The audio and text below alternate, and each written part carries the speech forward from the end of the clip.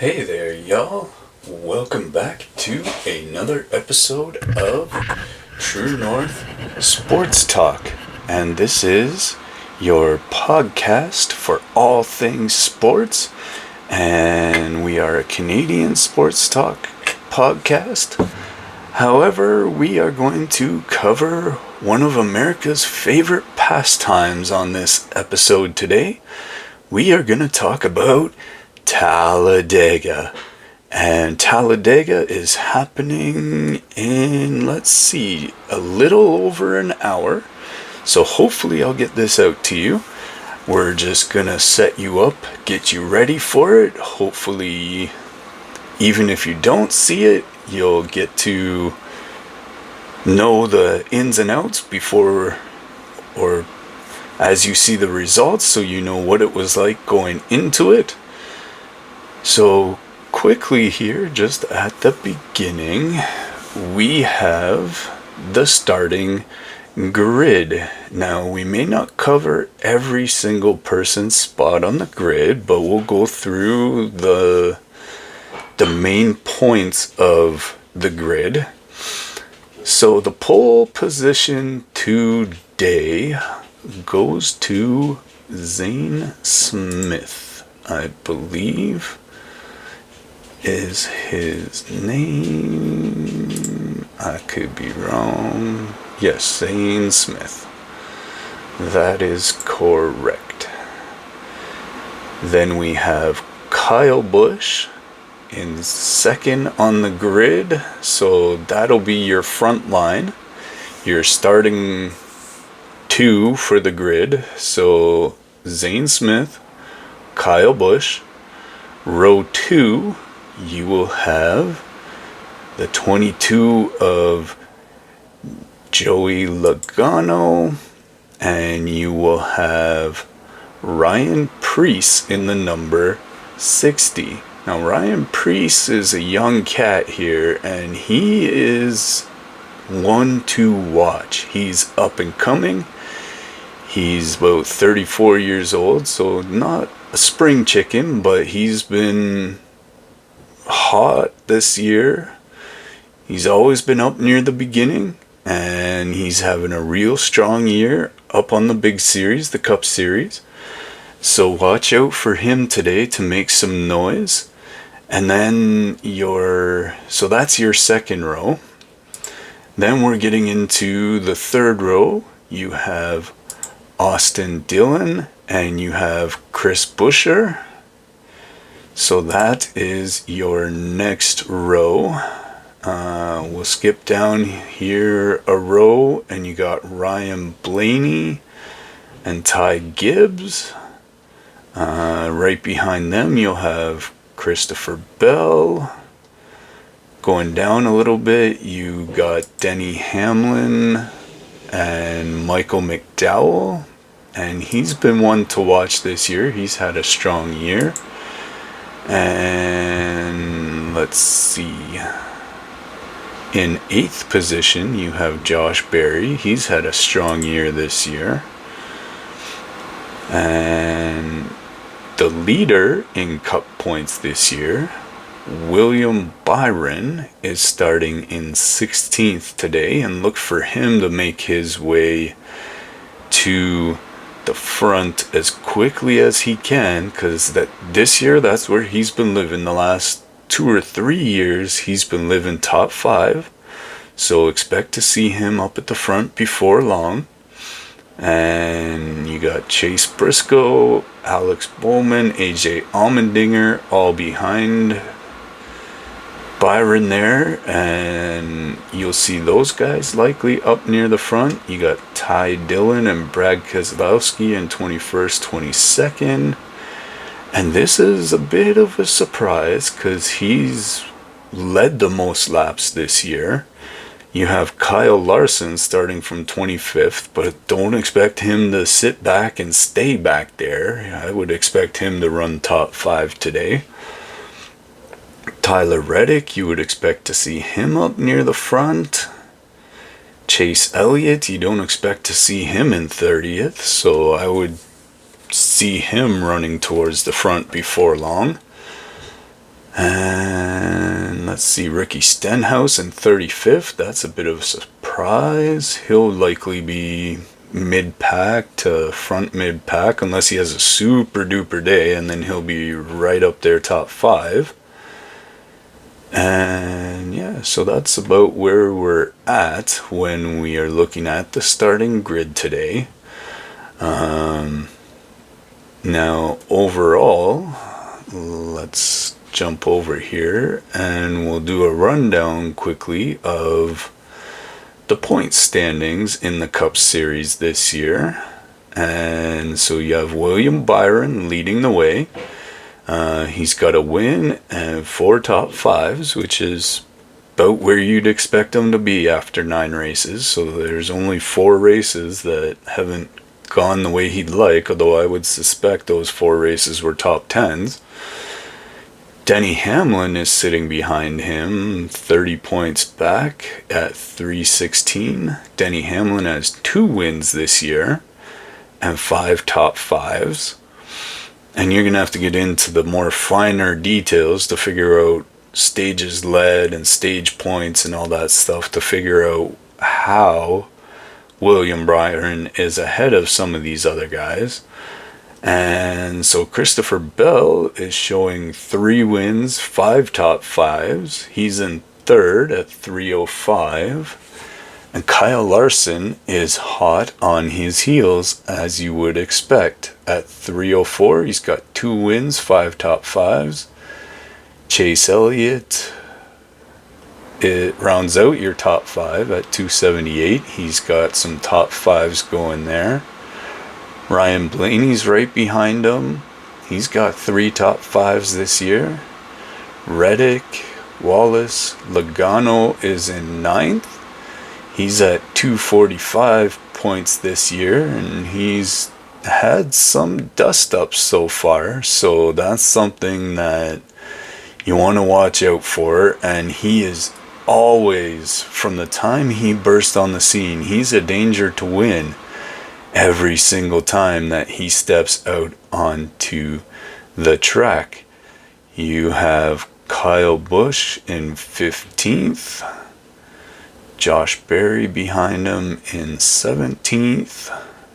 Let's see, anything else worth jumping into here? Alright, so let's move over into the ownership points going into today. So Hendrick Motorsports, obviously they're right up there. They got William Byron in the Chevrolet. So they're leading the ownership points, and they're also running 4th and 5th with Kyle Larson and Chase Elliott. You got Joe Gibbs running in 2nd. You got Team Penske running in 6th. You got Michael Jordan's team and Denny Hamlin's team of 23XI Racing. And they're running in 7th and 8th in the points. And let's see. You got Trackhouse running in 11th. RFK running 12th. And Richard Childress running 16th. That's a little surprising. Richard Childress usually runs a little bit higher in the ownership points. And then you have some lesser known teams running here. They're the ones who race their way into each race. And yeah, so that's your ownership points outlook. And let's talk a little bit about your track for today. Now, let me go back here and get to it.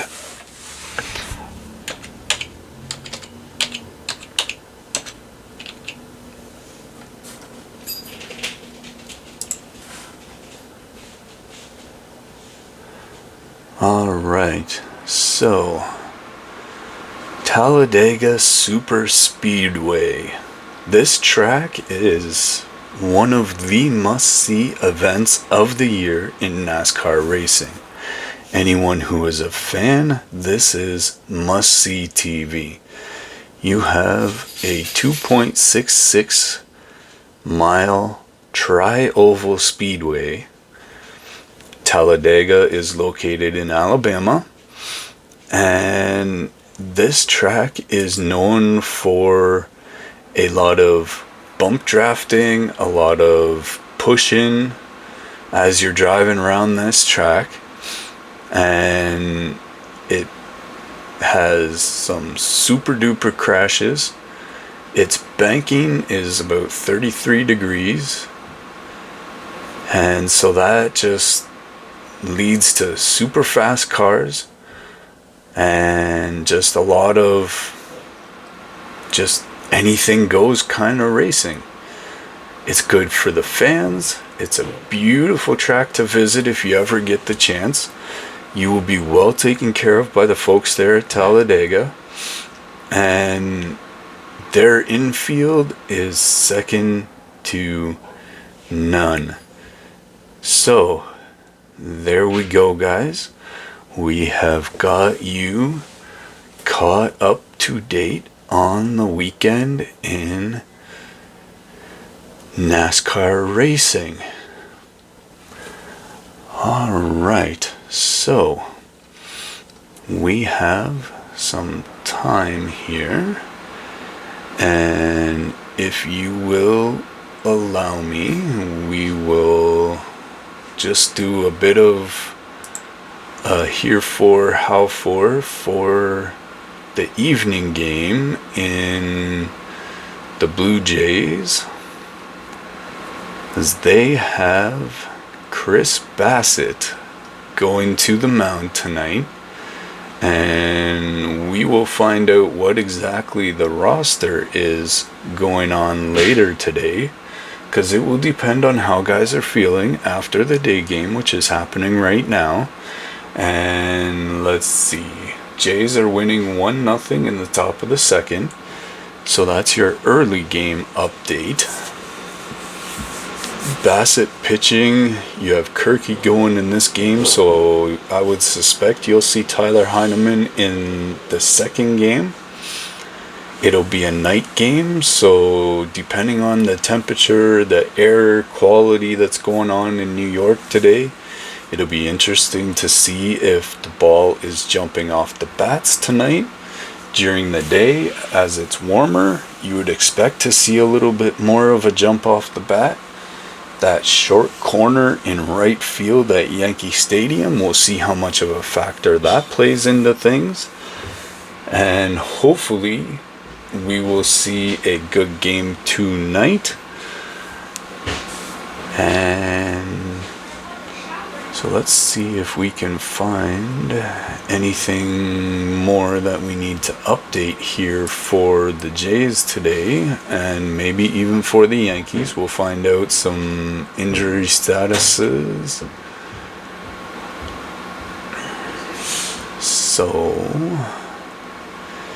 we still have Nick Sandlin on the IL on a 15-day, and his expected return is end of next week, I believe. Let's see, a week from tomorrow. So the week after this coming week. So that's going to be a little bit there. Varsho, actually, in case you didn't know, has been playing in AAA. He's on his way back, if he's not back already. Eric Swanson is looking at May 5th as well. He's been dealing with forearm issues. Max Scherzer, he was throwing a couple of days ago. They're looking at around the middle of May for him to be coming back. Alek Manoah, you're looking end of July, so around the trade deadline he'll be coming back from his Tommy John. Let's see what other notes we have here. There was an interesting note to go with the Blue Jays recently, is that Zach Pop, who's been with the Jays for a couple years now. He came up in a trade from the Florida Marlins, and this is a few years ago now.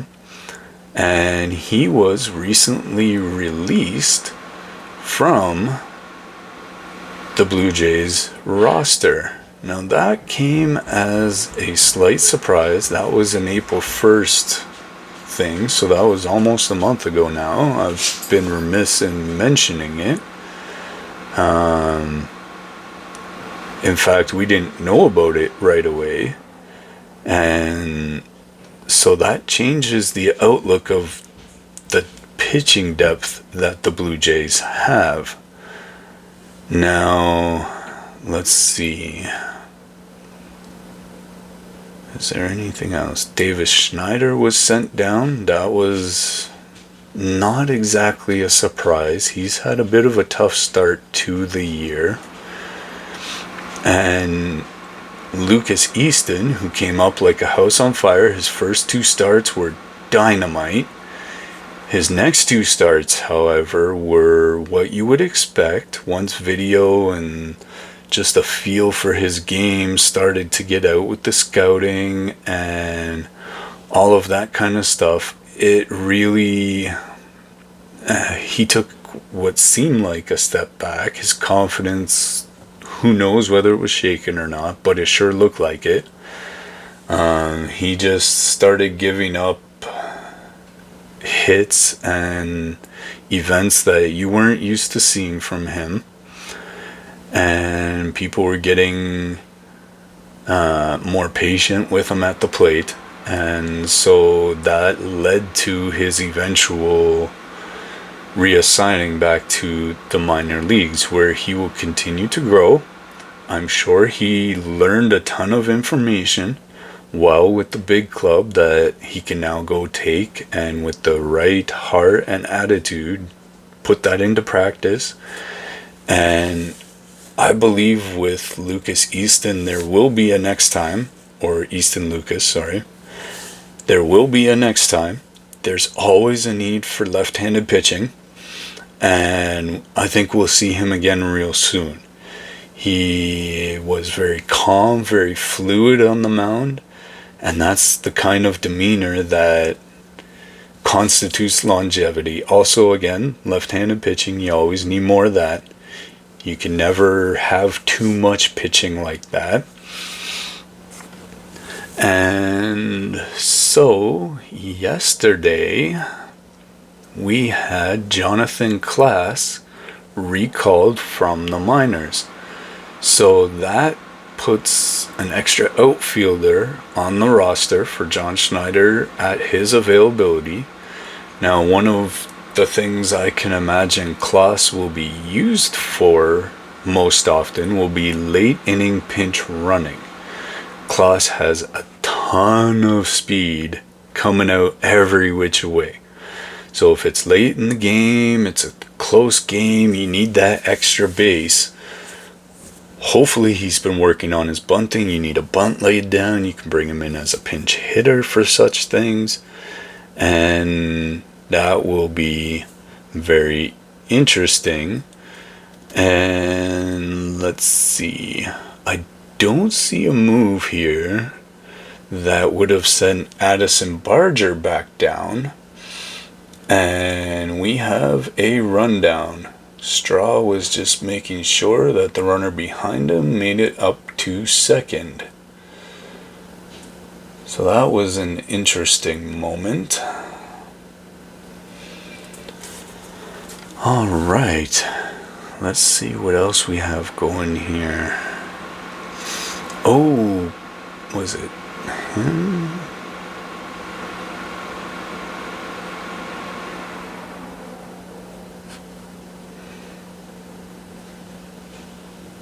Oh, Jacob Barnes was declared for free agency after he was designated for assignment April 19th.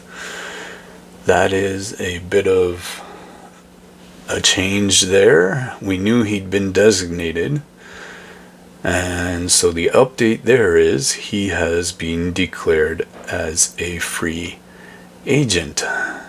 All right. So, we are all caught up in Blue Jay land today. And let's get us set up for the NHL playoffs. We have an afternoon game today. And we have the Jets and Blues. They're at the end of the first period. And they are tied 1-1. Now later on, we'll get New Jersey against Carolina at 3:30. In the evening, the early game will be Montreal versus Washington. And we'll see if Montreal can come out firing like they did the other night and bring themselves one step closer to getting back into that series. And then later on at 9:30, we will find out how much fight is left in the Edmonton Oilers as they are taking on the Los Angeles Kings. And that series has sort of gone the way we thought, but hasn't. I thought we would have seen more fight from the Edmonton Oilers. However, as per expected and usual, the goaltending seems to be what it's sort of coming down to here, is that's always been a question mark when it comes to the Edmonton Oilers. Alright here, y'all. We'll just end up jumping back to NASCAR for a moment and Talladega. And let's see.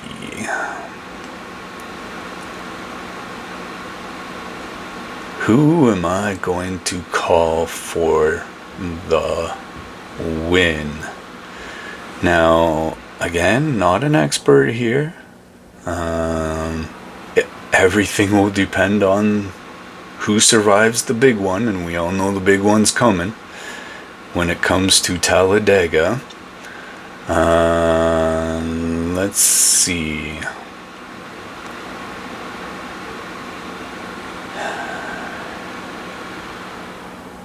I think I am going to say I like Ryan Preece for the win. And for my dark horse, let's go with Brad Keselowski. Because on any given Sunday, Brad is one of the most phenomenal drivers in the world, and I know he's had a bit of a tough year where he's sitting in the points. But any given Sunday, if he can avoid the big crash, we know he can pull it out. So that is the update or my predictions for Talladega. Alright, y'all, we're gonna wrap it up here. If you guys are enjoying the podcast, True North Sports Talk, give us a subscribe, a follow, a like, tell your friends, let everyone know that there's a new podcast in town. And yeah, let's grow this thing. Let's get it out there to as many people as we can. You can find us. We are on YouTube, Spotify, and Rumble.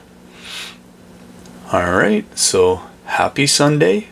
Hope y'all are enjoying whatever sport you're enjoying today, whether it be NASCAR that we started out with, whether you're into your baseball, there will be basketball later, hockey's going on, whatever's got you going. Is it tennis, golf?